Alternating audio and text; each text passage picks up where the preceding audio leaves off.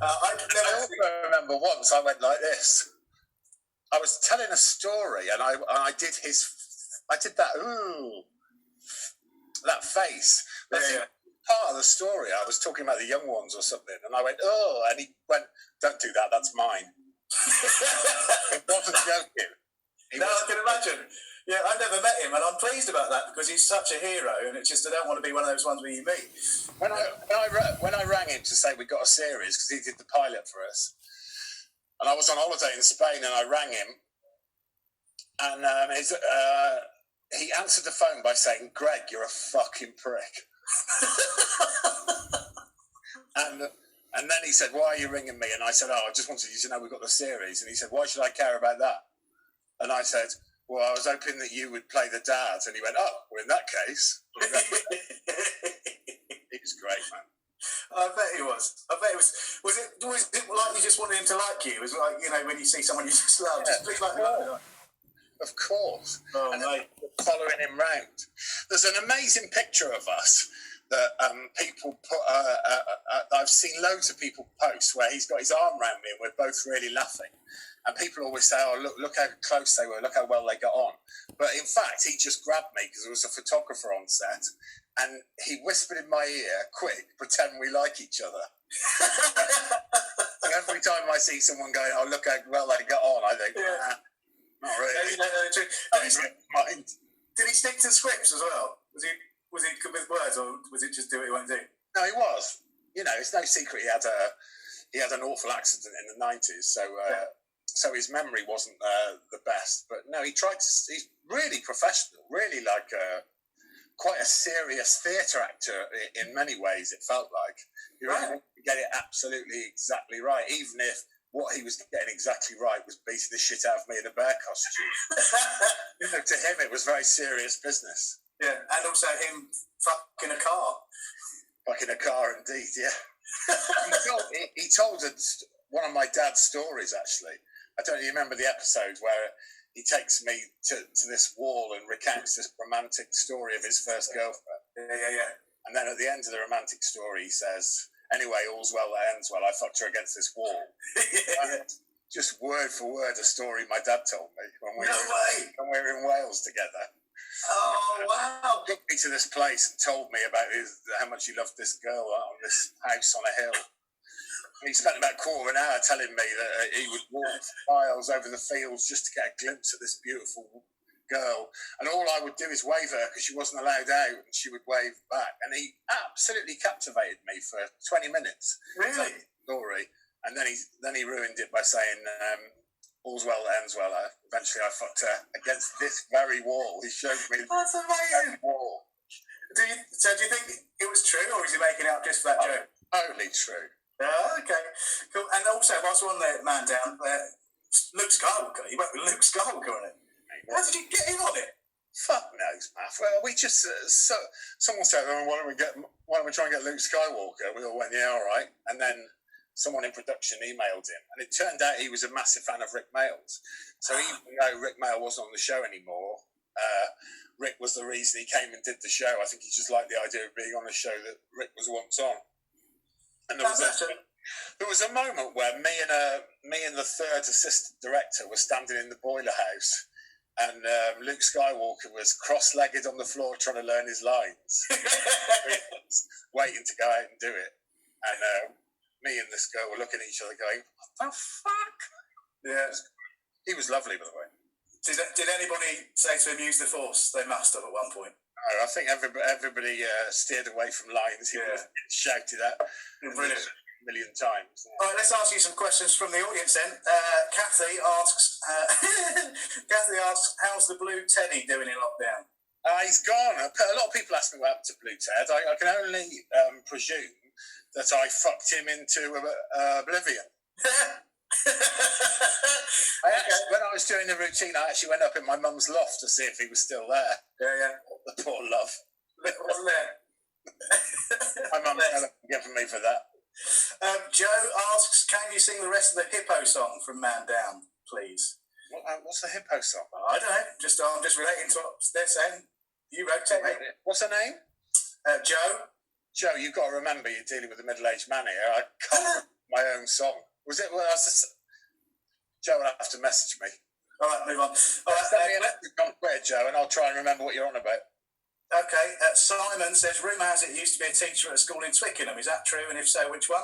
It is true. It was my last school, and I taught there for about 18 months, and it was Orleans Park School, and I was absolutely shit at it. Because I started doing stand-up by then, so I was driving from, you know what it's like, Matt. I was driving from Leeds after doing a gig for 3 o'clock in the morning and then getting up and registering them.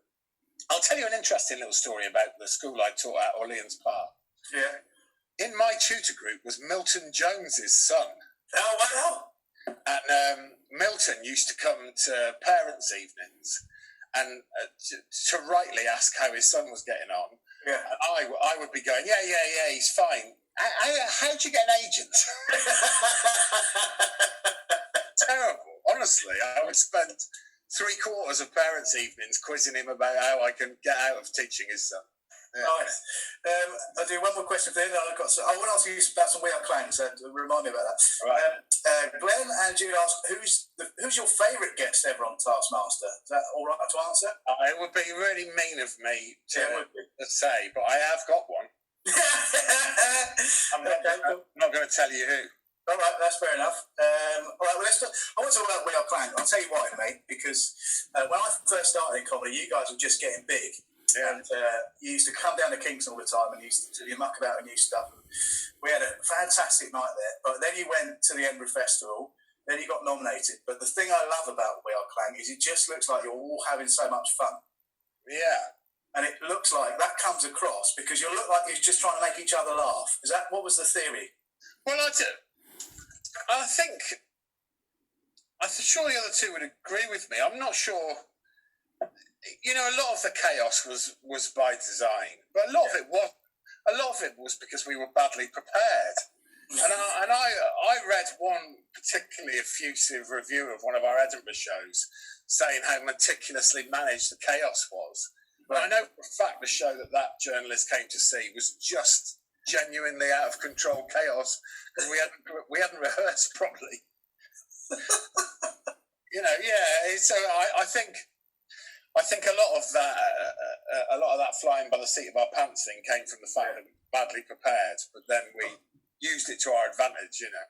Yeah, well, it's still one of my. I'm sure you have these moments where you just fall out of love of comedy completely, and you've had one of those days. You go, fuck this, it's all bullshit. Then you have a bottle of wine, and then you go, I'm going to YouTube some of my favourite bits, and it's always the Jew song from We Are Clang. Always. I'm not sure we'd be able to do the Jew song these days. Not in the world, not the charts in the world. But that's what I love about it. That's why Steve is Jewish. Yeah, of course. And Steve wrote it, didn't he? No, we all wrote it. In fact, I think the origin of it was I just kept singing the hook line to Steve during a rehearsal. Right. I think, and then we all sat down and wrote it afterwards. Yeah. I think we figured, well, it is an offensive because it's patently fucking ridiculous. It's Jewish heritage, so we're going it's amazing. And so, are you writing another man down, or are you putting it on the back burner for a bit? It's on the back burner, and it's not to say that it would never reappear, but it just felt time to do something different. So I am doing something very different.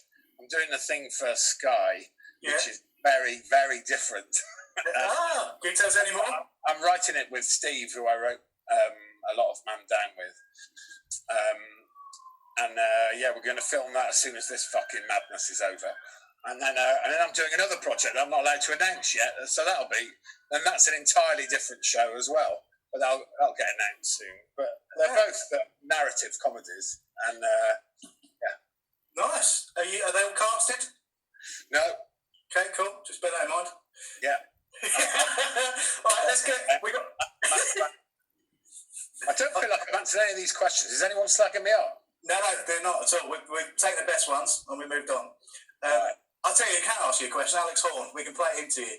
All right. All right, I think we can. But let's just see if this works. If you can't, I know what it is. Oh, okay, here we go. I can't hear that, Matt. No, we can't hear that, Tim.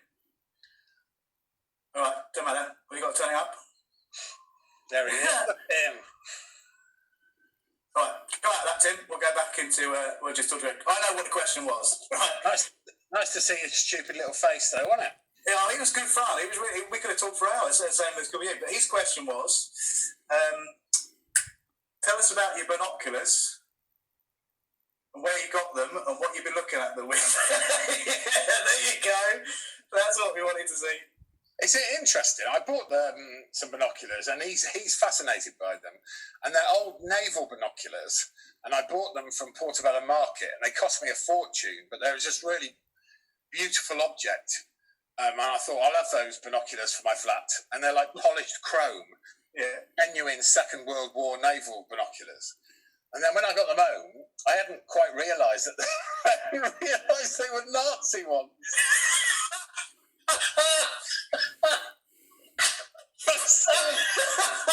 I just presumed they would be. I just presumed they would be good guy binoculars. I don't like looking through them now. Go and get them. We've got to have a look at them. Go and get them. No, they're fucking massive. They're in my bedroom. Oh, mate. Well, they're absolutely enormous, and I don't look through them now because it feels wrong. Did you not? It feels wrong to look with the eyes of a Nazi across them. Did you not notice the swastikas on them? Is that what the problem was? No, it's just German writing. Yeah. Well, that must have been the give of the game away. Now I think back on it, the guy who sold them to me was clearly German. So why I didn't think. It doesn't matter, does it? It doesn't matter that I've got binoculars, does it? No, not at all. I mean, you didn't have to tell us that story, otherwise you would have been ashamed. There you go. I've got binoculars. It was an accident. Well, okay, mate, that's been brilliant. Thank you very much for talking to us. I hope you've enjoyed it. Hey, I'm just starting to get warmed up. Do you want to go through some Q&As then? Let's have a look at some Q&As. I don't know if people are still watching, but we'll go. On, mate. What? Oh, where is Greg touring? That's one question. And another series of Cuckoo. It's funny you should say that. There won't be another series of Cuckoo, is my instinct, I don't think. Really? Well, no one's told me there's not going to be another series, but my instinct is there probably won't be. I've not heard anything, so I think we can safely assume there won't be. I don't know about touring. I can't wait to do some stand-up. While I was waiting just now, I was going through my notes of ideas that I've had, and I'll tell you one thing that made me laugh that's going to go in the next tour, and it is that I remembered an ex-girlfriend of mine, approximately 30 seconds after we finished having sex, said, I've written the quote down, I mean, sex is nice and everything, but honestly, I've just realised I'd happily never have it again. Oh, mate.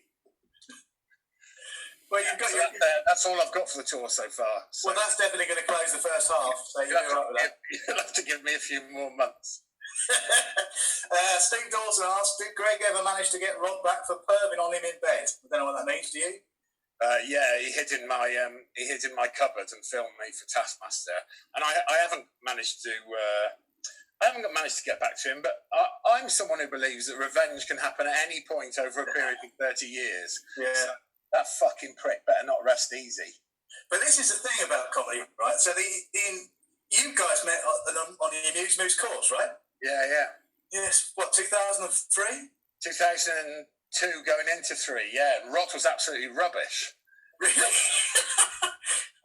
No, that's not fair. He wasn't rubbish, but he didn't find his voice until I finished the course. Mm. And then suddenly he found it. And it was, I remember very clearly, it was the second proper gig. Well, I say proper, we arranged some pub gigs to do. And it was the second proper gig after we'd finished the course. And Rod was doing perfectly well, but then all of a sudden he got this weird persona, this weird Welsh character and this weird Welsh village, and all of a sudden he just went poof, and it was I remember that pub gig so well, of everybody going, what the fuck's happened here? And, wow. As happens with stand-up sometimes, he just suddenly he found his groove, and then he just raced past all of us, Yeah, so was Steve Hall and Marek on that course as well? Steve Hall was, yeah. Marek wasn't. Marek was on the one after us, I think. Right. Yeah, Steve Hall. That's where I met Steve, yeah. There's a lot of people that started on that course. But anyway. Still going Logan's course. I think everybody should do it. I think it's amazing. Even if you haven't really got ambitions to be a stand-up, I think everyone should crack at it. It's the best fun I've ever had. In fact, Lonnie Lee, you should do that. I'm sure you know what I'm talking about. All right, In-Betweeners, Gregory. Let's talk about In-Betweeners, because we haven't spoken about that. Tell me about any good stories about In-Betweeners. Well, not really. Thanks, mate. No, but only in that. It made such a big impact, that show, but it's such a tiny part of my life. I loved every minute of it, but I would say that all 3 series and both films are about 12 days of my life. Yeah, really? Is that right? Yeah, they film all your bits together, so, you know, there's no time at all. But I had the best time, and Ian and Damon are mates of mine, and the guys who wrote it. And whenever I popped in, I loved it. And they flew me out to Magaluf when they were doing the film and didn't even need me there, really. Amazing. I think the thing that I always think about is how I got the job. And I got the job because I was having a beer with Ian and Damon when they got the call to say that the pilot had been commissioned. And they were pissed, and they went, "Oh, you could be the teacher." So, good. But that really helped your career, though, didn't it? In-Betweeners, even though there's 12 days. Yeah. I'll tell you another funny In-Betweeners story. Go on. I went for a meal with my mum, and we were at the bar, and the girl behind the bar was sorting out the bill, and my mum went like this at the girl, and she went, "Go on," and the girl went, "Sorry." She goes, "Do you have a picture with him if you want one?" And the girl went, No, thanks.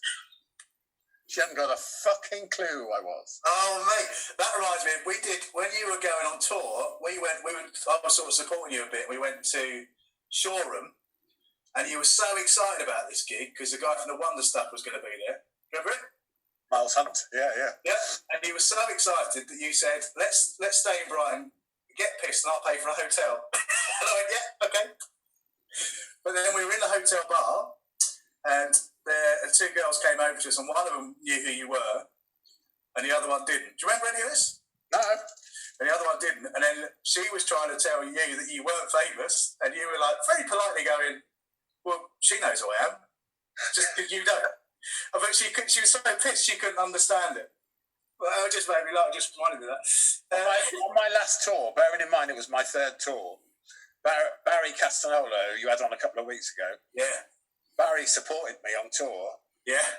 We were in a bar, and a really pissed girl came into the bar and went and saw me and went, "Oh my God. And then she jumped on my lap, and she wouldn't leave me alone, and she was running her fingers through my hair for about half an hour. And then as she stood up, she stumbled off down the corridor, and we heard her say to her mate, "I can't believe I've just met Martin Clunes." Oh, mate. Barry Castanola sends me a picture of Martin Clunes at least once a week. Well, I'm going to now. That's fucking brilliant. I like it. Tell us about the story about that picture behind you. Is there a story? Someone's asking that. I was on.